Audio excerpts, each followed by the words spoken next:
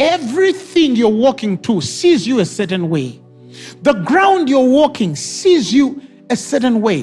The trees that you're passing or driving away from or toward, they see you a certain way. The animals of this world, they see you a certain way. Everything sees you a certain way.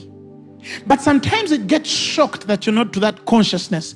And then the devil multiplies deception with the things that he sees you do not know. And then you start to live as a fallen man, yet you are glorified by God by reason of the Christ in the inside of you. That is why Christians are poor. That is why Christians lack. That is why Christians struggle. That is why Christians strive. That is why Christians are slow. That is why Christians have failed to break through to certain spaces spiritually, in the soul and in the body.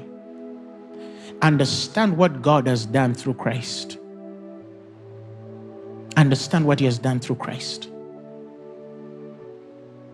When you understand what He has done, embrace whatever is given and stir the consciousness of who you are in God and how these things really see you. Not ought to see you, because it doesn't change how they see you, but sometimes they cannot respond because they don't hear you command them the way you should command them spiritually.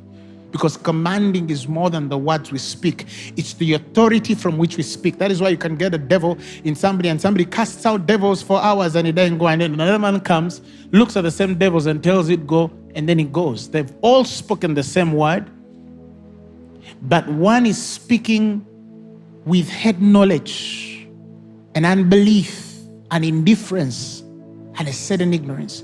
And another is speaking from the authority of the Spirit that only comes through the revelation of the person of Jesus Christ.